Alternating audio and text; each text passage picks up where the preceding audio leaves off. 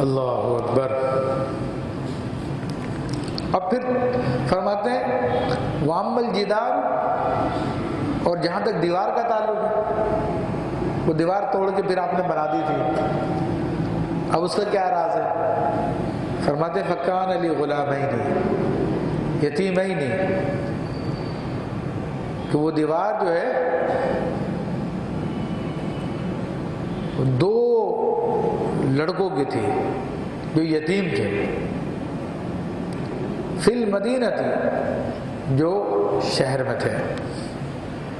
اوپر جو ذکر آیا وہ لڑکے کا، اس کے بعد فرمایا کہ ابواہ مومنین، اس کے ماں باپ مسلمان تھے، تو اس لیے ان کے ساتھ اللہ نے بھلائی کر دی۔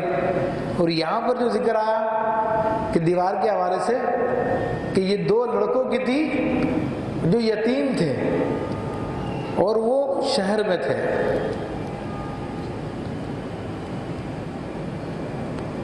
اب مدینہ سے مراد شہر مدینہ بھی ہو سکتا ہے اور مطلقاً شہر بھی ہو سکتا ہے، تو دونوں کی طرف علماء کا رجحان گیا ہے۔ تو جو پرانے زمانے کی بات ہے تو بہرحال تو فرمایا جاتا ہے کہ وَكَانَ تَحْتَهُ كَنْزٌ لَهُمَا، اس کے نیچے ان کا خزانہ تھا۔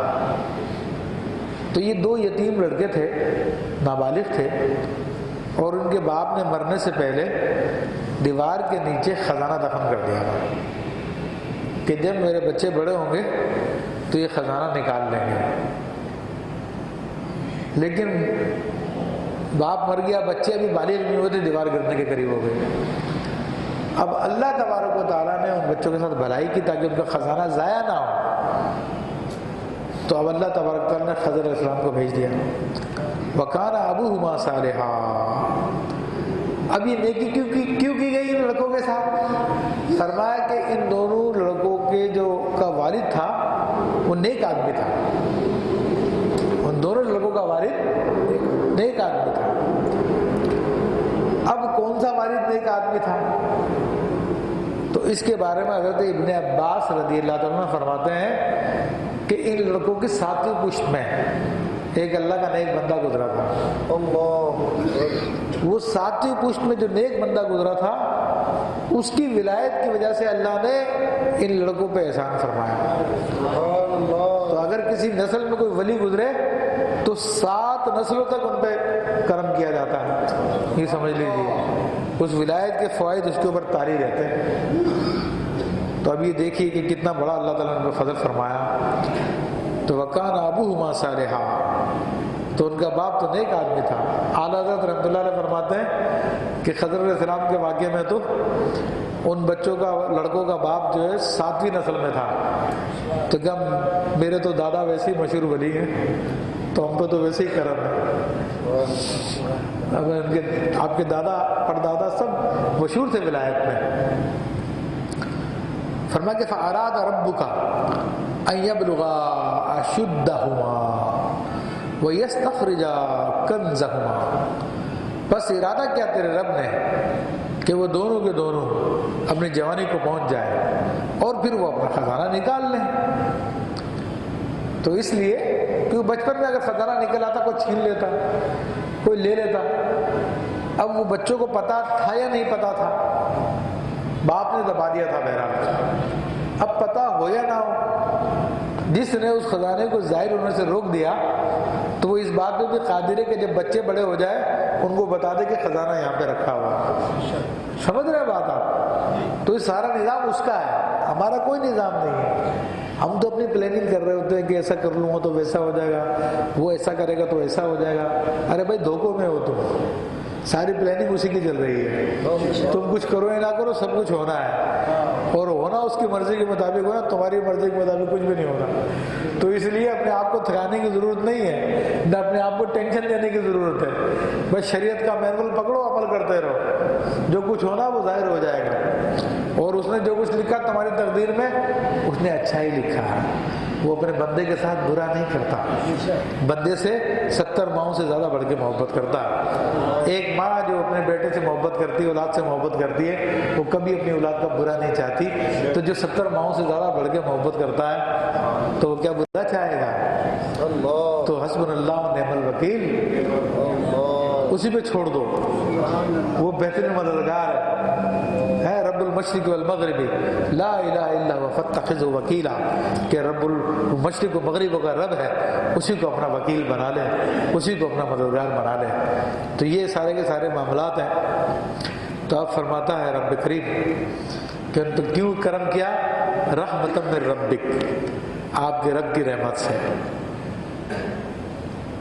یہ سب آپ کے رب کی رحمت سے ہوا سارا کا سارا کام۔ وما فعلت عن امری، اور میں نے اپنی طرف سے کچھ نہیں کیا، اپنے حکم سے کچھ نہیں کیا۔ خضر علیہ السلام تو بتا رہے ہیں یہ جتنی باتیں ہوئی ہیں یہ سب کے سب رب کے حکم سے ہوئی ہیں۔ تو پتہ چلا کہ خضر علیہ السلام اللہ کے نبی ہیں، ان پہ وحی آتی ہے تبھی تو ان کو حکم مل رہے ہیں رب کے، غیر نبی کو تو حکم نہیں ملتے ہیں نا، حکم تو ان کو ملتے ہیں جو اللہ کے نبی ہوتے ہیں۔ تو آپ کی نبوت بھی ثابت، اور فرمایا کہ ذالک تعویل ما لم تستطع علیہ صبرا، کہ یہ ہے راز ان باتوں کا جس پر آپ سے صبر نہ ہو سکا، جس پر آپ صبر نہ کر سکے، یہ ان باتوں کا راز ہے۔ تو عزیزان محترم، یہ تو سارا زبردست قصہ آپ کے سامنے آ گیا، اور جو کائنات میں جو کچھ ہو رہا ہے اس کے پیچھے بھی آپ رب کریم کی عظیم حکمتوں کے بارے میں آپ کی توجہ گئی ہوگی کہ کیسے کیسے معاملات کیسے کیسے ہو رہے ہیں، اور کوئی چیز بھی اس کے حکم کے بغیر نہیں ہو رہی ہے۔ یہ نہیں ہے کہ ہم دو کام سنبھالتے ہیں، دو چار اپنی طرف سے ہوتے ہو رہے ہیں، یہ ہم بندوں کا کام ہے، رب سے کوئی چیز چھپی ہوئی نہیں ہے، ساری اس کی مرضی کے مطابق اس کے حکم کے مطابق ہو رہا ہے۔ تو اب یہاں پر ایک دو باتوں کی طرف میں توجہ کراؤں گا۔ ایک بات تو یہ کہ دیکھیں خضر علیہ السلام رب تعالیٰ کا کتنا ادب کر رہے ہیں۔ رب کے ادب کا آپ اندازہ کریں کہ خضر علیہ السلام نے جب یہ بات بیان کی کہ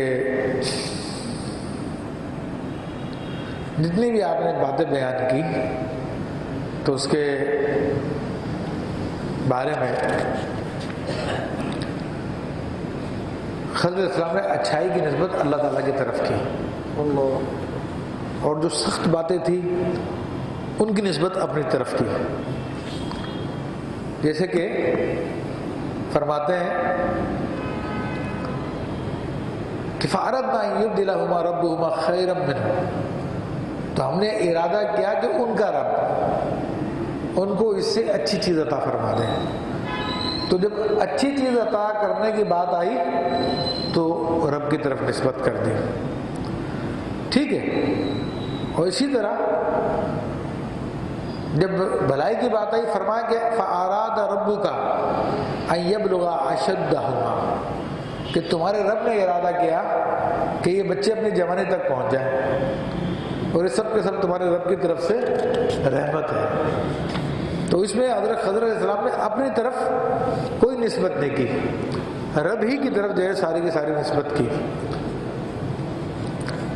اب جہاں تک کشتی میں عیب کرنے کی بات آئی تو فرمایا کہ فَأَرَدْتُ أَنْ أَعِيبَهَا، کہ میں نے ارادہ کیا کہ میں عیب پیدا کر دوں کشتی میں۔